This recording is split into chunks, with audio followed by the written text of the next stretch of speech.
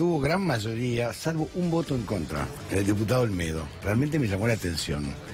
Micaela Ferraro es especialista en temas de género. Bienvenida, Micaela. Y Natalia González Celigre es diputada nacional por el FIT. Gracias por estar acá. Bueno, Lynn, Micaela, ¿cuál sería digamos, la razón fundamental por la que tiene que existir una ley Micaela? ¿No? En los organismos públicos, fundamentalmente. Sí, esta es una ley que presentó la familia de Micaela García hace más de un año, que lamentablemente, hay que decir, estuvo cajoneada, una gran persistencia de la familia para que esta ley llegue a comisiones, que se debata, que tenga dictamen de comisión y finalmente que se trate. Incluso las sesiones de ayer tienen, digamos, expreso temario dictado por el presidente, o sea, son sesiones extraordinarias donde no habían incluido este tema, como tampoco han incluido la ley de educación sexual, que también está cajoneada en el Congreso. Algo que es fundamental. En las escuelas públicas más todavía. Exactamente. Entonces, bueno, creo que en un acto de demagogia también el gobierno, en el marco de la fuerte denuncia que hizo Telma y la conmoción social que esto causó, creo que el gobierno en un acto de demagogia incluyó en el temario, pero que tiene que ver con la fuerte presión que viene haciendo el movimiento de mujeres, ¿no es cierto? Y bueno, es una ley que creo que es algo elemental, que es la capacitación para el personal desde las más altas jerarquías hasta el último empleado de los 3 poderes del Estado, en perspectiva de género. Eso es lo que plantea la ley. A ver, es una ley fundamental. Digo, si bien si querés, la ley de promoción y protección de derechos de las mujeres ya lo planteaba, pero decirlo así, taxativamente, para que nadie le quede dudas, para que se ponga definitivamente en marcha, es un avance. Yo celebro que finalmente se haya tratado, pero la verdad es que a 3 años de un gobierno que no tuvo ninguna mejoría, que no aportó recursos, presupuesto, que cajoneó, que no desfinanció la ley de ESI, porque la verdad es que por cuestiones personales y de creencias personales se desfinanció y se incumplió con una ley que tiene 12 años de vigencia. Entonces, lo que digo es, celebremos todas las iniciativas. Esto es un paso más, es un paso más. Pero a 3 años de gobierno parece que se acordaron un poco tarde. Aparte de la educación sexual en las escuelas públicas y privadas, debería ser obligatoria hace mucho tiempo. Exactamente. 12 años que es ley, 12 años que debería ser obligatorio, 12 años que debería habérsele asignado el presupuesto y los recursos para que desde jardín de infantes hasta la secundaria, con los contenidos adecuados para cada una de esas instancias, para cada edad, se trabaje. Si no, hoy no tendríamos 20 años... No tendríamos mujeres que hace 20, 12, 10 no hablan de lo que les pasa, porque probablemente aplicar esta ley también nos genere a nosotras más elementos para poder poner algún límite, pero además para poder ponerlo en palabras más fácilmente y con menor costo.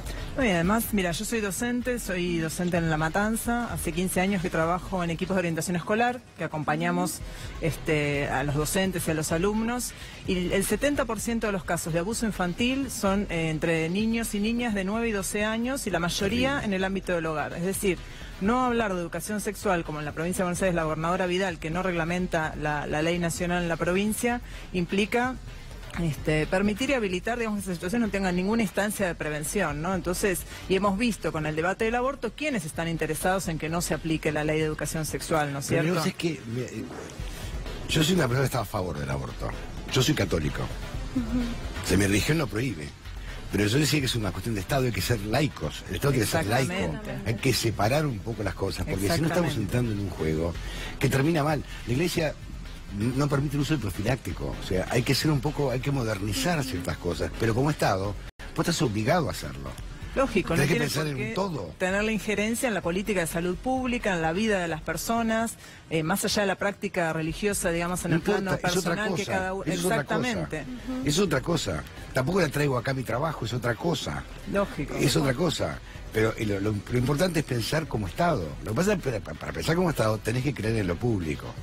Sí, y aparte tenés que avanzar en la separación del financiamiento de la Iglesia, porque vos fíjate, desde la dictadura hasta parte hay 5 decretos que le paga el Estado los sueldos a los obispos, los seminarios a los curas, etcétera. Entonces, bueno, hay que avanzar en ese terreno del presupuesto a los colegios religiosos, a las distintas instancias de lucro que tienen las jerarquías de las iglesias, porque hay que decir también que no es solo, digamos, las iglesias o las capillas que mantienen, sino que tienen clubes sociales, distintas instancias que lucran, que hay ganancias en esas actividades y que son financiadas por el Estado. Entonces, bueno, hay que separar definitivamente el financiamiento de la Iglesia del Estado y que sea una práctica en el plano personal de aquel que la quiera practicar. Pero porque el Estado tiene que ser laico, lo que pasa es que tenés que creer en el Estado.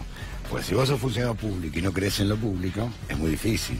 Sí, pero además fortalecer las instituciones. Digo, no podemos poner en tela de juicio, no, esta ley la cumple o esta ley no la cumple porque va en contra. La ley se cumple. La Corte Suprema de la provincia de Córdoba ratificó, por ejemplo, los protocolos de ILE. Digo, no podemos ponernos a debatir cosas, no vamos a retroceder. Digo, me parece que si en algo todo el movimiento de mujeres de todas las esferas, con todos los activismos, con todas las militancias estamos de acuerdo, es que no vamos a permitir retroceder en los derechos que ya hemos conseguido y por supuesto que nos vamos además a organizar para seguir avanzando. Digo, la ley de el aborto, la interrupción legal del embarazo, y vamos a volver a discutir la interrupción voluntaria del embarazo, por supuesto. Parece que también hay que educar a la gente de mi edad, por ejemplo. Nosotros que crecimos una generación hiperviolenta, los 70, yo soy del 58, con manoseos a las mujeres, la televisión era tremenda, era súper machista. O sea, hay que reeducar a la sociedad. Me parece que esto es un trabajo mucho más profundo, ¿no? Que no puede quedar solamente con una ley, sino con una educación permanente. Exactamente. Creo que hay un debate que se abrió a raíz de todas estas denuncias que aparecieron en las redes, ¿no es cierto?, contra que vos fíjate que haya 1, 2, 3, miles de denuncias, explica que es una cuestión social, digo, que no es una cuestión de individuos, no es una guerra entre mujeres y hombres, sino que lo que hay que atacar es justamente la mala educación, el patriarcado, el machismo que está arraigado y que desde el poder del Estado se reproduce. Ayer te contaba un amigo que tiene mi edad, ¿no? Y charlábamos, caminábamos. Mi amigo que es italiano, se llama Tony, me decía, ¿sabe qué pasa? Que el argentino es muy guarango. Le dice unas brutalidades a las mujeres. Sí. Una cosa es un piropo, otra es una guarangada. Sí.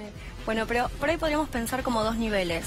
El Estado, quienes tienen la vocación de gobernar, tienen que hacer cumplir con las leyes. Sí, terminar con la impunidad sería un gran paso. Aplicar, asignar recursos, presupuestos también. Y después tenemos que pensar qué hacemos cada uno de nosotras y nosotros por fomentar esa igualdad, digo, desde nuestras casas, que también se apoya, por supuesto, en una cuestión de que si se implementara correctamente la ley de ESI, donde una de las tantas temáticas que se trata es no estar sesgados o no tener estereotipos asignados, roles asignados, poder repensar, poder establecer espacios donde se repiensen eso. Y es verdad, todas y todos tenemos que deconstruirnos y volver. Digo, yo no voy a decirlo por mí, pero siendo feminista y trabajando hace muchos años estas temáticas, aún así a veces me doy cuenta que, reproducí un micromachismo, dijo algo que no correspondía. Sí, entonces todos y todos tenemos que ir trabajando en esto. Y digo, yo cuando fui legisladora provincial, terminé el mandato el año pasado, presenté proyectos que tenían que ver, por ejemplo, con el acoso verbal callejero. Digo, yo no creo que nada sea un piropo. Si yo no pido, no quiero y no asiento, no quiero que me digan nada. Es una costumbre muy Entonces, argentina. Y mis compañeros legisladores y legisladoras también algunas, la verdad es que no acompañaron en el tratamiento, era muy difícil poder sostenerlo. Y quizás hace 2 o 3 años no era el momento. Quizás ahora sí es el momento de poder avanzar en estas cuestiones. De mujeres, ¿no? Isela Constantini fue muy desubicada el otro día cuando dijo que te pones un escote. Y así que no me te mire.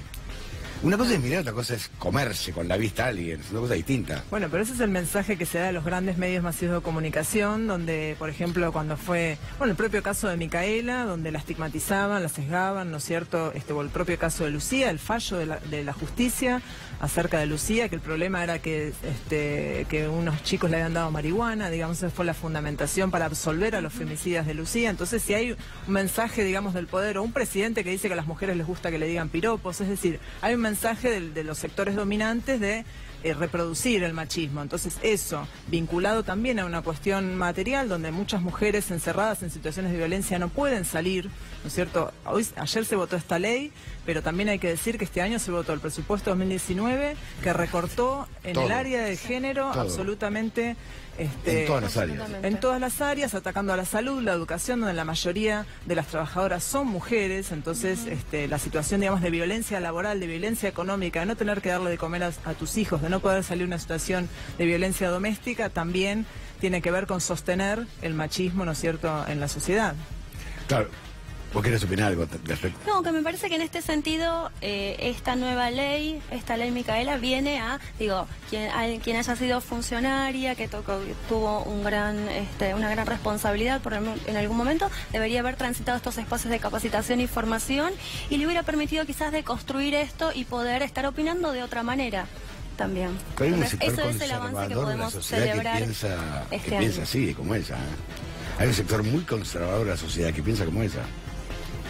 Muy conservador. Sí, sí, también hay un sector enorme de mujeres y varones jóvenes que vienen, que salen a las calles, que militan estos temas, que los laburan en los asados familiares, los compañeros, los amigos, y me parece que sin lugar a dudas, este es el camino que, yo no tengo dudas de que esto avance hacia este lugar, hacia tener derechos sobre nuestros cuerpos, a decidir sobre nuestros cuerpos, hacia repensar los roles, hacia poder que el Estado se acomode a esta nueva mirada de hombres y mujeres donde podemos decidir quiénes queremos ser y en qué términos. El Estado tiene que acompañar y tiene que estar a la altura de las circunstancias, que es algo que no viene pasando. Gracias a las dos. A vos.